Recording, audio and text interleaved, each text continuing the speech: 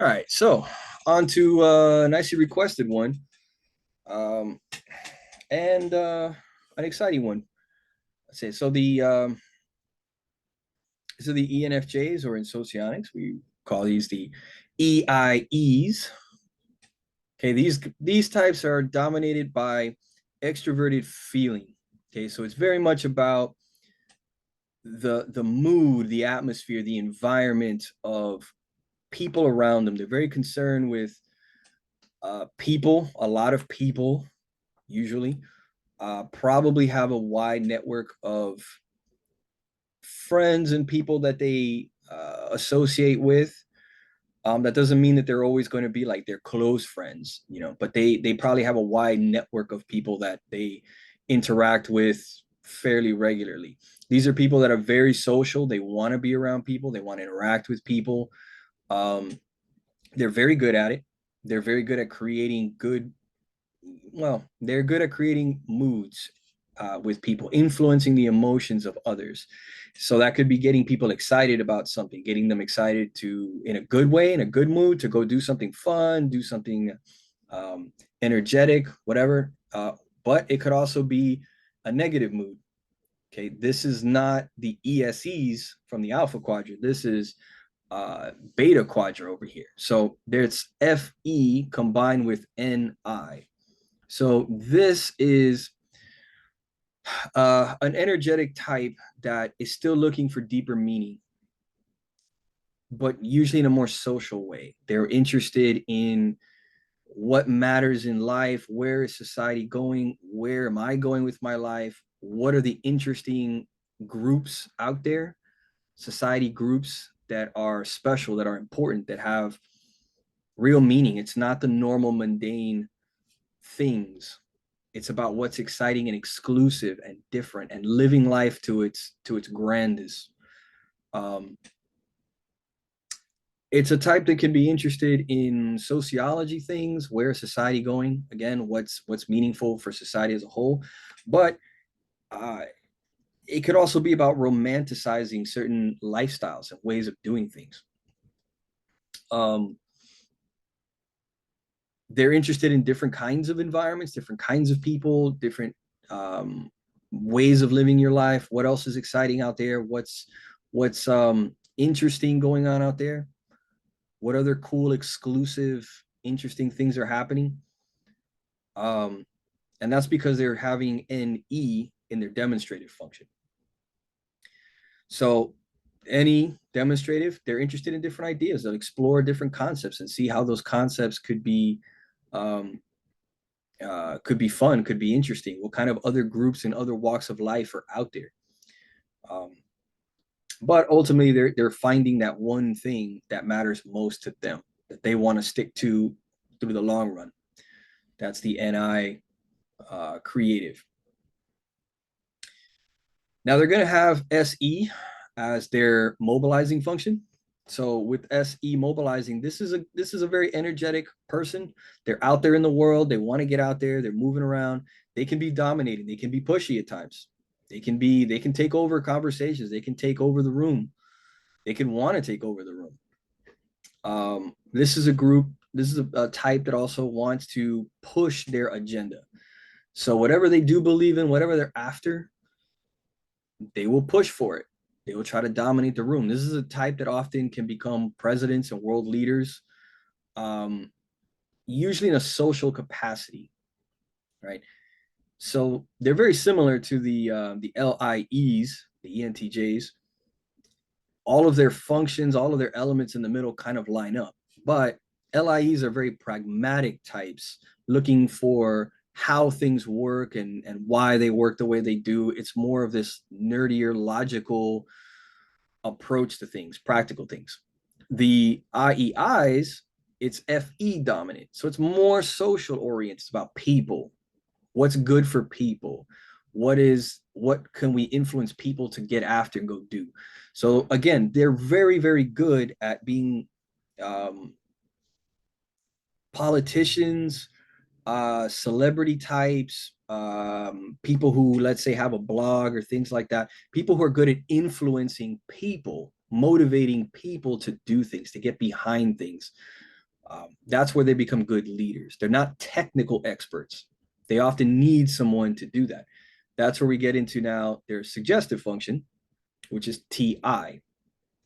So there's TI suggestive.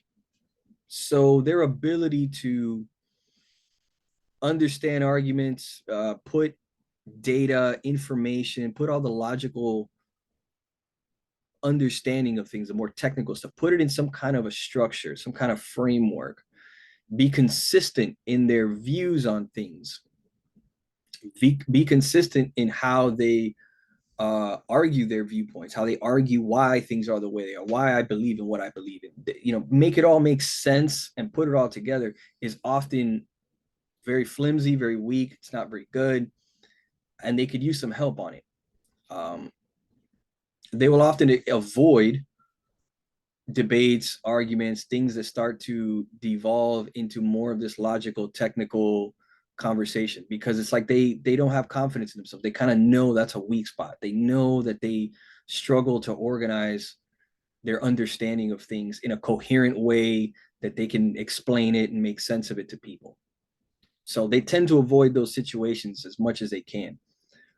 Most of the time, there are a few exceptions. There are a few EIEs that can get good at it because of their personal background. Maybe they spent time in law or in debate or something like that kind of help polish those skills a little bit. But most of the time, they their ability to kind of logically make reasonable arguments, reasonable sense of things is usually pretty bad, and they need help. They want somebody else who is good at those things to help provide them with the logical understanding, the how to. This is why things work the way they do. This is how it is, you know, etc. Um, so this makes their TE also is pretty bad. Um, Again, which is it's all wrapped in together. The TE understanding of like what is the latest information, what actually works, um, how to make things work, how to figure out how to explain how things work is usually all pretty bad. It usually not very good either. That's their role function. Okay, TE is their role. So they will, when needed for their job or some purpose like that, they'll do the TE thing. They'll kind of go, okay, this is what I need to do. This is how we do it. This is how we get it done. And I'm going to do it. I got it done. All right. You know, and they do that. But they want to get off that as quickly as they can and get back to FE. Okay. Because FE and TE are mutually exclusive. They don't cooperate, they repel each other. Um, so they want to get back to FE as quickly as they can, back to the feeling, back to the socializing, back to that stuff. Let me see, where were we? Forgot where I was now. So FI ignoring, let's do that. So they were FE dominant, which means that they're FI ignoring. They're ignoring the FI stuff, the personal connections with people, understanding who they're close to, who they're not close to, bringing those people in close. This usually kind of shows up a lot better in terms of being a type that doesn't like the subtle things, doesn't like the subtle appreciation of people. So they tend to like grand gestures of things. They want the grandiosity of things. They want big, lavish stuff. These are the types that want anniversaries. They want the flowers. They want the big displays of affection that everyone can see. They want to be taken on the carriage ride. They want to be doing the really over the top, almost cliched romantic stuff. They want it, they need it, because it's almost like it's their way of knowing for sure how someone feels about them, how they feel about that person, where that relationship is, where this is going. Right. The more subtle things is just not enough for them. They can kind of see it, but it's just not enough. They kind of struggle with that and they need more. And I'll have a little bit more on that in a minute. And then lastly, SI. So they're SI vulnerable. This is another type that tends to be very, very active, running around, doing stuff. Um, not very practical. Again, all the thinking stuff is low, all the practical things are low. Sensing stuff is not very good, and they're so busy running around doing things, doing this, doing that, um, that they're a type that's just not interested in kind of taking care of themselves, appreciating, hey, making sure you eat at comfortable times, maybe wear clothes that is comfortable instead of that flashy, fashionable, sexy outfit that's over the top, but it's not comfortable and it's giving you blisters, right? It's leaving marks on your back, right? They're more interested in, no, I'm wearing this. This is going to make an impact. It's going to be flashy and so on. I'm going to do that, even though, you know, these heels I'm wearing are killing my feet and so forth. Whatever, my feet will just suffer and deal with it. They're a type to do things like that. They might be a type that doesn't sleep much because they're too busy running around town. Um, the low TI, the low SI, they're very scattered, inconsistent. They just kind of do things on a whim. They feel like doing this, they're going. Somebody's inviting them out at this time and they're going. You know, what about getting sleep? Forget sleep. I'm going out to go have fun because I want to be part of that social scene that's going on over there. Very, very social people, very social. Probably one of the most social types out there, if not maybe the most social. And social in general, like out about town, trying to be part of exclusive groups, interesting groups, um, trying to go places with their life. Yeah, so that's it. So a perfect example of this, well, there's a few examples. Some of them can be presidents, as I've said. Some of them can be major political leaders. And if you're going to try to be a major political leader, you know, obviously that's stressful. That takes a lot to get there. There's a lot you got to overcome. There's a lot you got to be really good with people. You got to be able to influence people really well. Um, uh, you know, forget about the creature comforts of life. You gotta push hard to be a major um, political leader. And like a lot of political leaders, you may be very good as a politician, very good with socializing, but you're not good with maybe some of the technical stuff. So you're not always good with what's the latest on the science stuff, what's all the sciencey things happening. So you need all these science doctorate types to come in, advise you constantly, frame things for you to understand it, simplify, make sure you get it. You might need military types who come in and they're military experts to explain to you how all the military things work and this is why this works the way it does, etc. And be their technical advisors. Um, this is a type that is also very ideological. Again, beta quadrant values. So they want to move society in a certain direction. They want to push for certain things. They care about where social issues and so on. Um, care about maybe the right and wrong. They're not the ESCs that want everything to be all nice and happy. They will care about dark issues too. So they might be a type to say, hey, there's some starving children over here. There's this immoral thing happening over there in society, and we shouldn't allow that. Right. This is kind of like a Martin Luther King type of thing of, hey, there's racism and so on going on, and we need to bring attention to this and we need to deal with it because it's immoral. And society as a whole needs to get on board and fix this. Right. That's also very EIE stuff. Again, they're very ideological and very romantic. So one character that I like, to me, is super EIE and kind of more of a TV character, is Carrie Bradshaw from Sex and the City.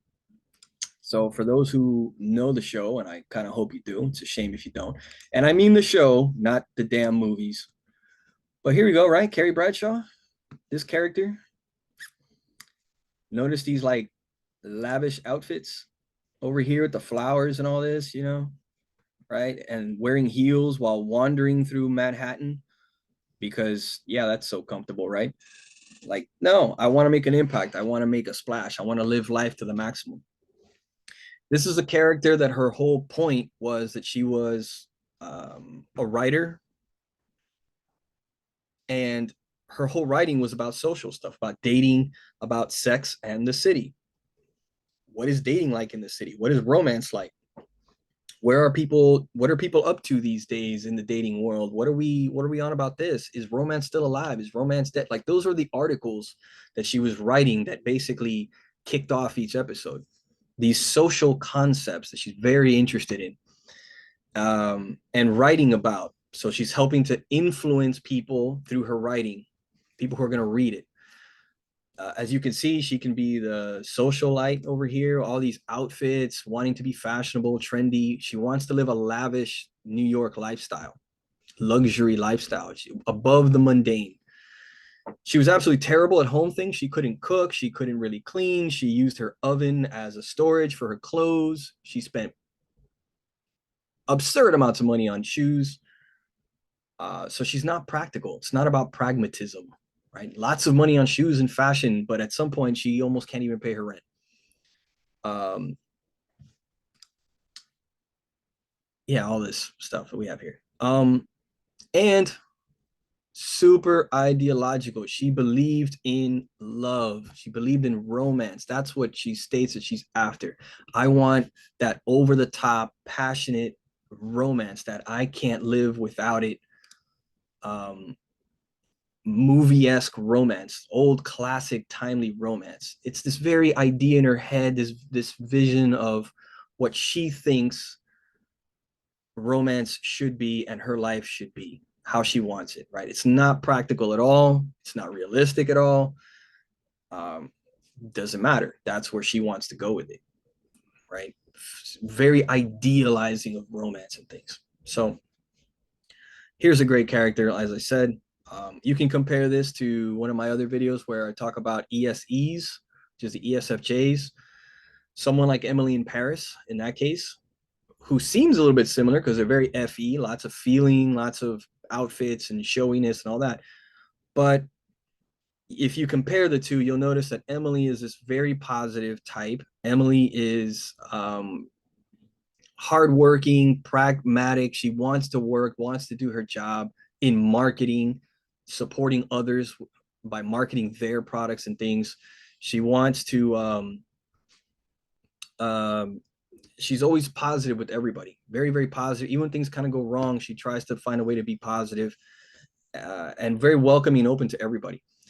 Carrie here, by comparison, is about this ideological. I want the big lavish lifestyle. I want this great love. I want to live life to the fullest.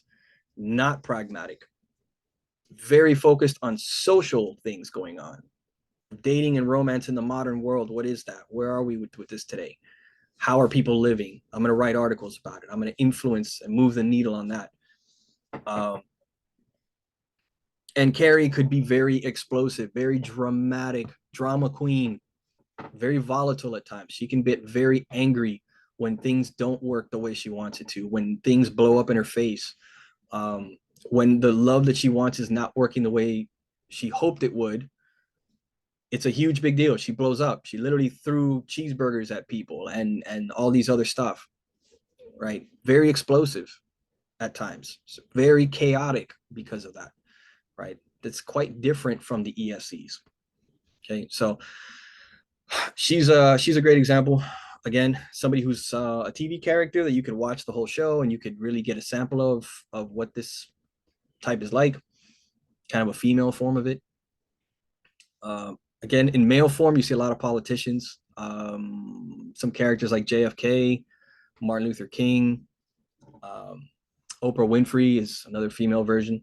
All people who wanted a grander life, who wanted something more, who want to deal with social things. They want to influence people socially, so on. You could unfortunately get some cult leaders in here too, on the negative side. You could get individuals like Hitler on the negative side. But all of them EIEs, all of them often wanting to be important people, part of exclusive social groups, and they want to be an important person within those groups. Right. So anyway, that's a lot. That's a lot. Hopefully I covered just about everything there and then some. I really like this type. It's a really fun type, even though they're beta quadra and I'm gamma. I find them to be a really fun type, and they basically have a lot of the same functions I do. So communication is probably going to be pretty good. So there you go.